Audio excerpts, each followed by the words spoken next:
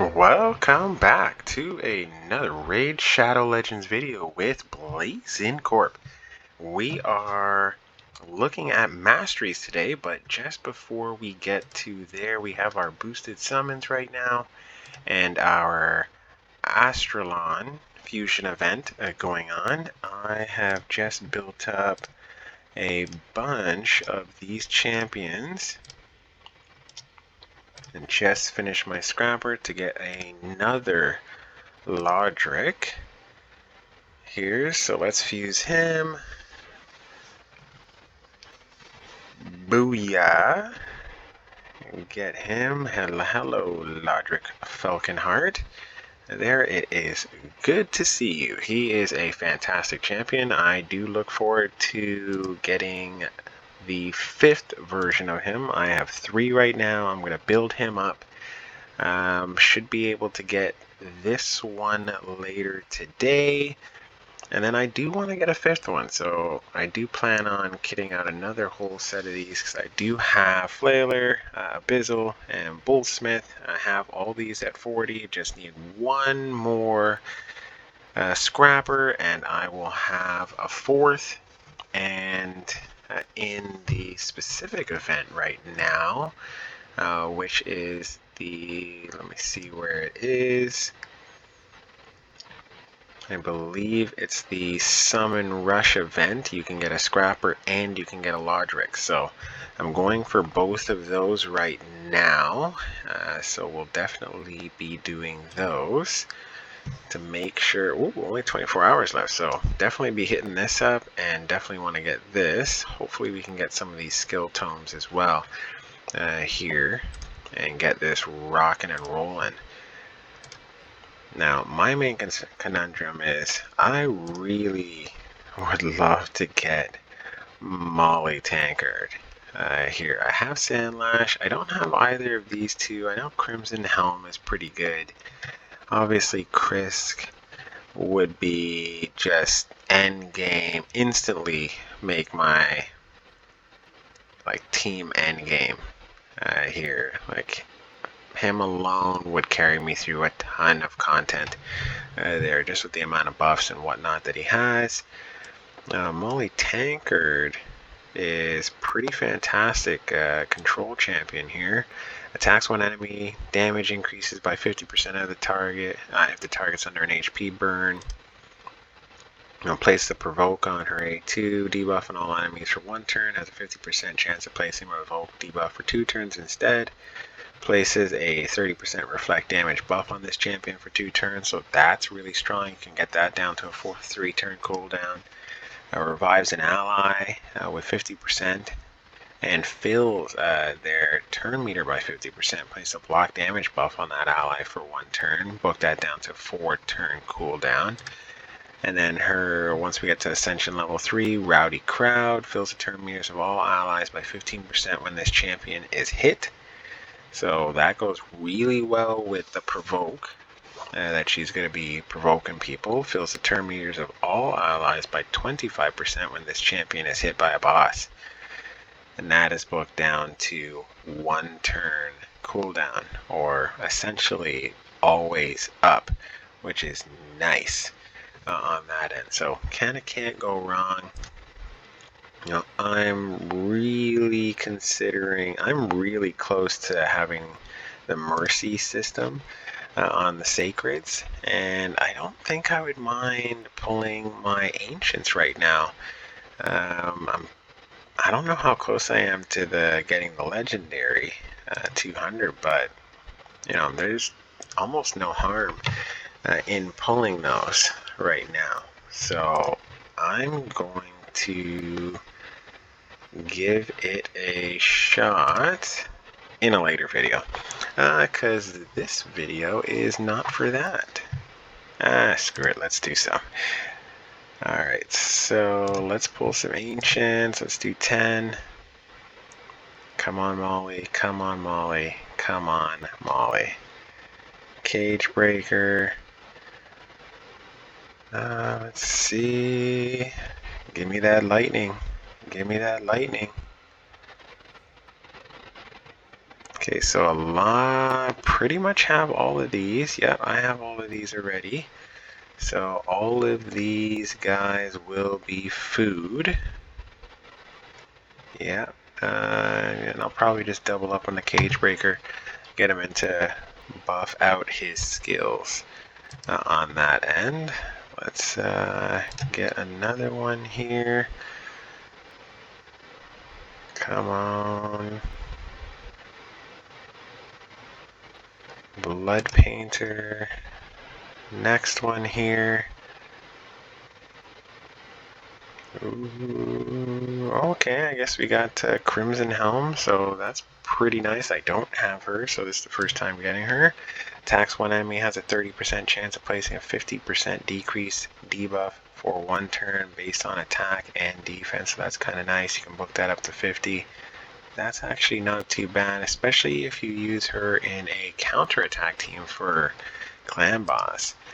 Attacks 4 times at random. Each hit has a 75% chance of placing a provoke debuff for 1 turn. Place a block damage buff on this champion for 1 turn based on defense. You can actually book that up 80, 85, 90, 95%. And get that down to a 3-turn cooldown, so that's not too bad there either. Places, let's get the revive ascended skill. So replace a revive on death buff and a 60% increased debuff on all allies for 2 turns. That's not too bad actually, but on a 4-turn cooldown. That's very similar to Lightsworn. So I wonder if there's some kind of comp where you can have both of them and pretty much have revive on death for forever if they're both on a 4-3 cooldown. 4-3 versus the clan boss. So that's kind of cool. Like, looks like she's got a really low base speed, so that's kind of not cool, but interesting. I mean, don't know how quickly I'll get around to kitting her, but I'm sure she'll be on my list. I'm sure she'll be good for Faction Wars, actually. Alright, Magma Blood.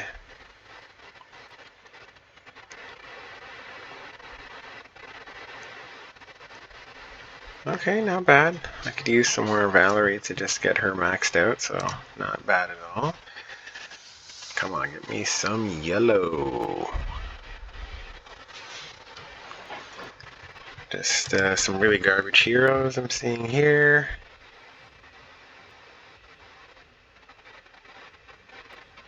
It's just a lot of dupes. Hopefully we can get some yellow.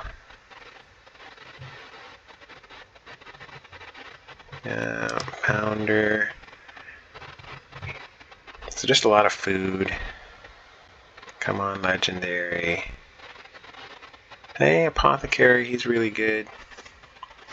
He's a dupe for sure on that end. I wonder if I could use another one. I don't know.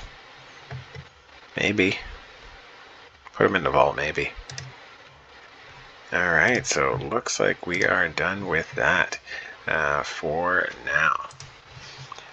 Alright, so main thing here now is just since we have our training event, I know a lot of people out there are interested in mastery. So if we go to dungeons, main thing, especially as you're coming up through the tiers, we're going to go to Minotaur's Labyrinth.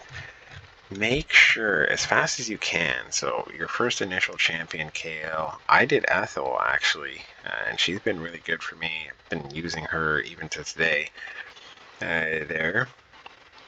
But get that first champion, spend the 800 gems to kit them fully out with their masteries. I'd actually do that for the first probably 2 to 4 champions that you have, so you can get and unlock stage 15. So you can get into this battle here. Well, I guess it looks like I'm running up right now. Sky Touch Shaman. I'm gonna pop her out real quick, because I actually want to do, I could finish up Miscreant Monster. So main thing really to get to here is, so you have 4 champions who are all fully ascended, and full masteries, and you have 1 champion who needs their mastery still. And the main thing here is, whether it's a speed run or if it's just a more consistent run, is just making sure that it's 100% consistent. And I would just run it overnight, because you don't really need to be controlling these things on this end. So you run it, smash all the ads, obviously put together a decent team so it doesn't take too long. But if you're running it overnight, it doesn't really matter. But just make sure you only have 1 champion who needs their masteries and not any more, because then you're just going to split the time and it's going to take double the amount of time. This way you can really just ascend, get all the masteries, and move on to the next person that you need to kit out there on this end. Now, one thing I do recommend bringing into this particular level is your attack down, because the main Minotaur here does have rage, so that's going to increase his damage by 200% from what I've read of this particular ability. So that is a pretty tough ability to get around, so you want to make sure you get that decrease attack on there. If you can get decrease defense, then he's going to die faster. And if you want to, you can bring in someone who's going to mess up his turn meter there, like Madame Ceres just did. Now, obviously, he's not fast, so you can really put it on him really quickly there, and really drain down his energy once you have your guys kitted out properly there with a bunch of speed. And once you do get some of your damage dealers, just line him up and see him go down really quick.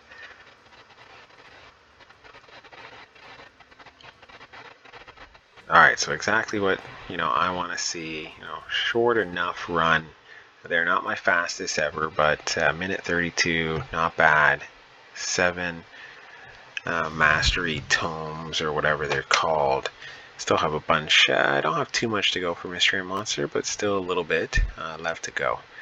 Now, hey, any questions, feel free, comment, subscribe, like the video if you're liking what you're seeing, and let me know what you guys want to see they're coming out of future videos, because I'm more than happy to take some feedback and do videos based on your suggestions.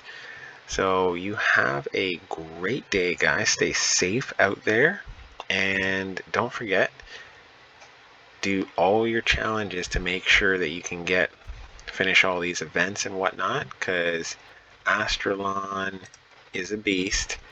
He's going to be really good for all of us, and I will be doing a video when I get this last Lodric, opening up this final, or fusing all of these guys into Astralon, and then hopefully a week from now or something like that, hopefully have him fully kitted and show a breakdown video for kind of a mid-game build, not an end game build, a mid-game build. Alright, for low spenders. Thanks so much, have a great day, and look forward to chatting with you soon.